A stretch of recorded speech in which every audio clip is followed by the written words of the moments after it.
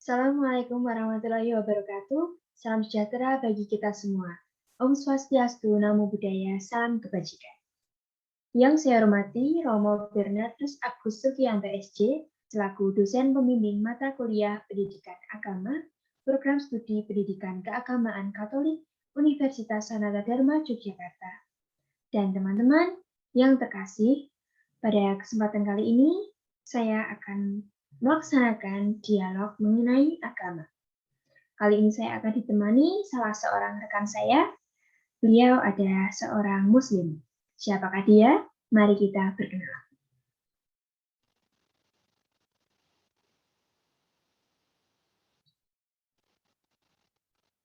Selamat malam.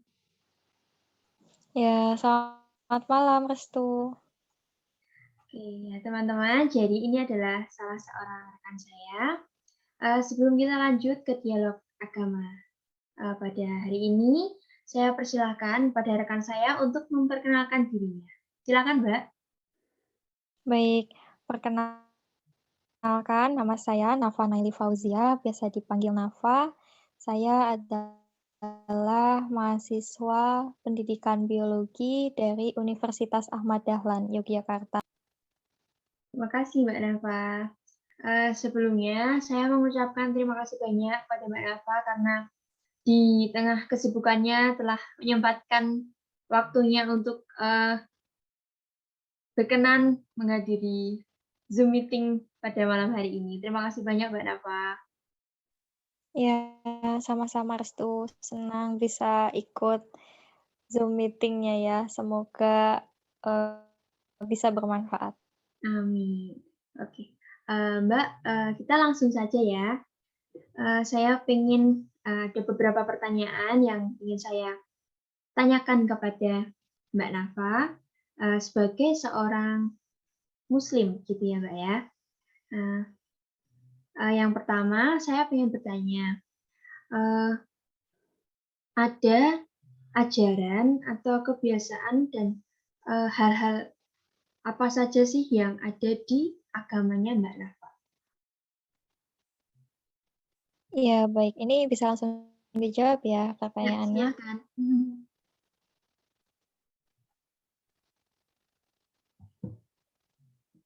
Oke, baik.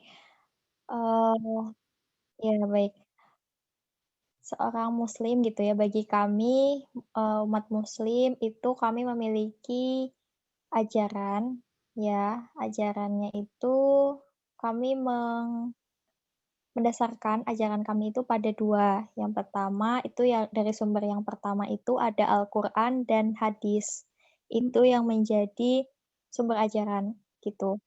Kemudian, turunannya apabila memang sesuatu atau permasalahan gitu, kemudian atau apapun gitulah yang menyangkut dengan urusan duniawi dan akhirat yang tidak ada atau tidak disebutkan dalam Al-Qur'an dan hadis, itu kami memakai yang namanya qiyas gitu. Ijma, qiyas gitu, dan musyawarah. Jadi qiyas itu adalah pendapat para ulama atau ustadz-ustadz gitu yang didasarkan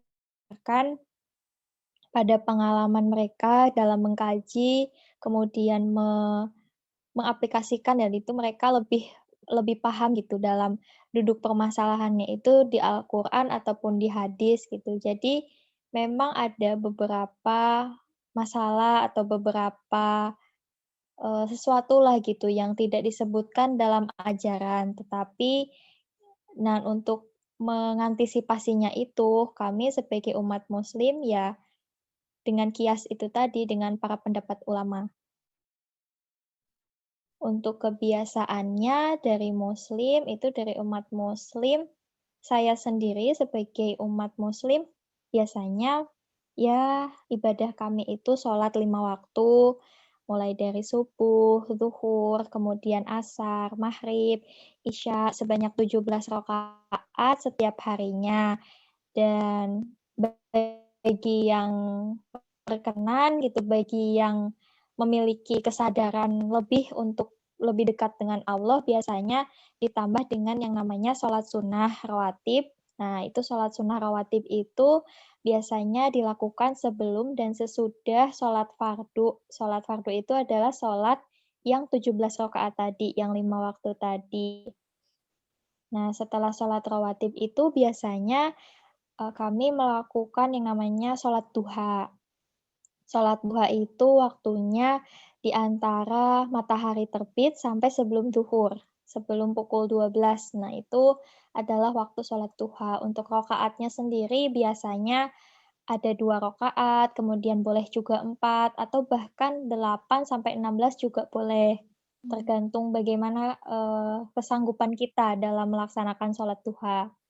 Kemudian di malam hari juga kami sebagai umat muslim dianjurkan untuk sholat tahajud. Nah, sholat tahajud itu pasti nggak asing gitu ya di telinga kita gitu. Ada yang namanya istilah sepertiga malam, nah seperti itu. Nah itu sholat tahajud atau sepertiga malam itu muslim itu bisa lebih mendekatkan diri kami dengan Allah gitu. Mungkin ada beberapa problematika hidup yang susah gitu, yang rumit gitu, yang kemudian bisa membuat kita sedih gitu sepanjang hari. Nah, kita menumpahkannya itu dalam sholat tahajud.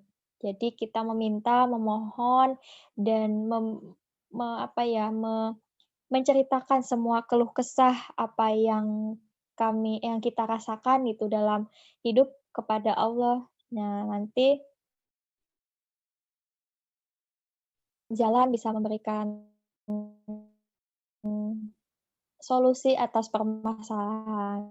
Nah, biasanya saya pribadi ketika setelah sholat tahajud itu merasa tenang gitu, merasa seperti lebih lebih ada gitu, lebih terasa, lebih dekat dengan kita, dengan saya gitu. Nah, kalau di muslim kan gini, sebetulnya kedekatan antara seorang hamba dengan Tuhannya itu seperti nadi gitu, seperti urat nadi. Jadi ketika kita memprioritaskan Allah, menjadikan Allah nomor satu, itu kita akan selalu mendapat pertolongan itu, dimanapun itu.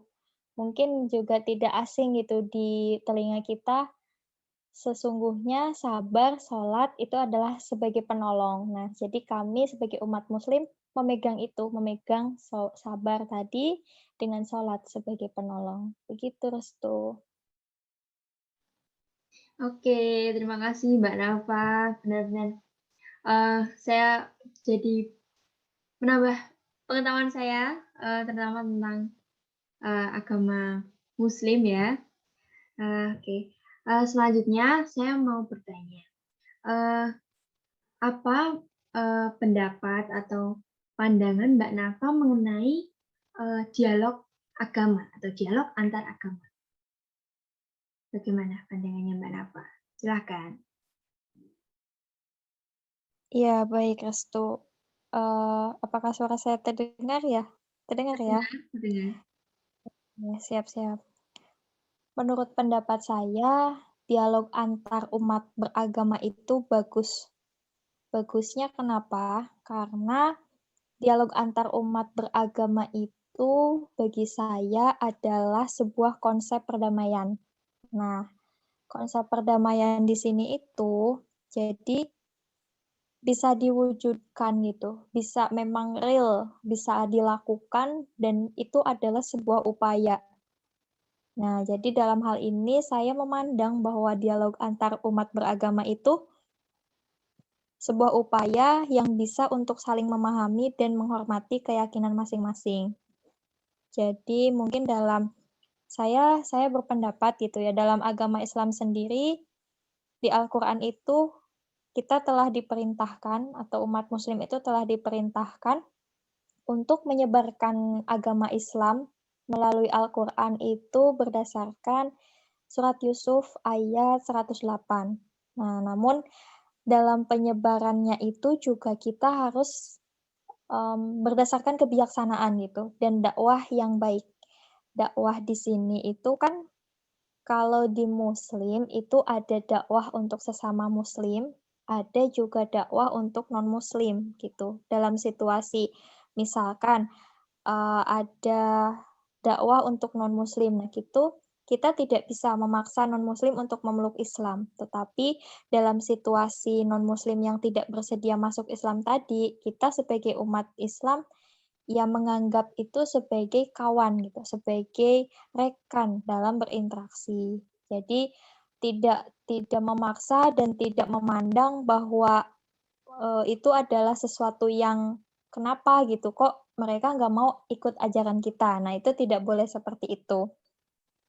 Islam juga menganjurkan kita sebagai, umat yang berdakwah gitulah, yang tugasnya berdakwah, karena tujuannya kita sebagai manusia itu, kalau di Islam itu adalah sebagai khalifah fil ard. Artinya khalifah fil ard itu adalah pemimpin di bumi atau pemimpin di muka bumi gitu. Jadi sebagai khalifah fil ard itu kita harus, memaknai gitu ya, memaknai kata dakwah itu seperti dalam hadis, yaitu seperti ini, "Sebarkanlah walau hanya satu ayat." Jadi yang mengisyaratkan kepada umat Islam, kepada kami untuk menyampaikan perkara agama walaupun itu kecil. Nah, tapi di dalam dakwah tadi itu tidak boleh menggunakan kata-kata kasar dan tidak boleh menghina umat yang lain gitu, non-muslim. Dari situ kita bisa saling memahami, bisa saling menghormati berbagai ajaran dan keyakinan agama lain. Jadi menurut, saya ya dialog antar umat agama itu bukanlah hal yang untuk mengubah agama lain menjadi agama kita gitu, tetapi hal ini juga sebagai, apa ya, wadah untuk saling bertukar pikiran, untuk saling, menghormati, dan ada baiknya jika dialog antar agama itu dilakukan gitu, diadakan karena jika kita mengadakan dan mempersiapkannya secara matang dan jelas, maka dialog itu akan melahirkan sebuah toleransi gitu, akan melahirkan sambutan yang baik terhadap agama lain. Mungkin itu, Restu. Oh iya, terima kasih ya Mbak Nafa untuk tanggapannya. Lanjut ke pertanyaan yang ketiga. Kita pastinya sudah tidak asing lagi mendengar entah di berita, di media sosial mengenai yang namanya gerakan radikal atau fundamental atau teroris. Nah, Mbak Nafa sendiri tahu nggak sih apa itu tentang gerakan radikal atau fundamental atau teroris? Nah, lalu menurut Mbak Nafa, bagaimana pandangannya Mbak Nafa itu mengenai ketiga hal tersebut? Ya, gerakan radikal itu atau fundamental atau yang disebut dengan teroris itu pandangan Mbak Nafa seperti apa? Gitu. Silahkan. Ya, baik, Restu, terima kasih. Menurut pendapat saya ya, menurut pandangan saya, kita pasti udah nggak asing sih sama yang namanya radikal gitu. Kita juga perlu memahami dulu nih, radikalisme itu apa gitu. Jadi, radikalisme itu adalah sebuah paham atau aliran yang menginginkan perubahan. Nah, itu pada intinya. Kemudian, perubahan itu atau pembaharuan itu eee, identik dengan yang namanya mungkin ya, eee, ini agak sarkas sih sebenarnya, ya identik dengan yang namanya kekerasan gitu. Hmm. Jadi kalau dikatakan sebagai radikal, apa yang dimaksud dengan radikal itu, ya radikal itu adalah sesuatu yang fundamental gitu, betul apa kata tadi itu yang udah Restu tanyain itu, dengan gerakan radikal, fundamental, dan lain-lain itu, ya ya itu, gitu. Jadi gerakan radikal itu adalah, kalau saya mengartikan, radikal itu seperti akar gitu, seperti sumber atau asal muasal itu yang dimaknai dengan luas, ya maka radikal itu adalah sesuatu atau hal-hal yang mendasar pada prinsip-prinsip fundamental yang tidak biasa gitu. Yang tidak biasa di sini ya mungkin seperti usaha gitu, yang usaha seseorang atau mungkin sekelompok orang yang berusaha keras untuk memenuhi maksud atau hasrat menyebarkan suatu paham yang bisa mengancam. Nah, begitu. Kemudian untuk, eee, pandangannya terhadap radikal, fundamental, dan teroris, nah itu asik banget sih ini pertanyaannya ya. Kalau untuk teroris ya mungkin kita bisa bisa ini ya, Restu ya, bisa mungkin Restu juga pernah mendengar ya, pasti teroris itu pasti Islam gitu, pasti adalah yang sering melontarkan seperti itu gitu ya, dan identiknya memang gerakan teroris itu biasanya identik dengan, seseorang gitu atau mungkin yang mengenakan cadar gitu, yang mengenakan, eee, jubah atau apalah gitu yang itu identiknya dengan pakaian-pakaian muslim gitu. Tapi sebetulnya memang, dari gerakan teroris itu tadi ya enggak gitu, sebetulnya enggak dari Islam semua gitu, enggak ada tuh yang namanya itu berasal dari Islam, bener-bener dari Islam, itu enggak. Ternyata memang yang saya pahami sejauh ini ya radikal itu adalah sekelompok orang atau sekelompok, eee, kaum gitu yang berusaha untuk meruntuhkan pemerintahan gitu dengan itu tadi, dengan paham yang mereka bawa untuk menggantikan paham yang ada di Indonesia, misalkan gitu kalau di Indonesia. Mmm. Jadi apa, paham radikalisme itu ya seperti itu. Jadi kalau dikatakan konservatis atau enggak ya sebetulnya memang iya gitu. Sepertinya, gerakan itu memiliki potensi untuk melestarikan nilai-nilai yang mereka bawa gitu, yang mereka punya untuk meruntuhkan apa yang sudah ada di negara kita, misalkan seperti itu. Kalau yang teroris itu tadi ya itu sangat mengancam sekali gitu.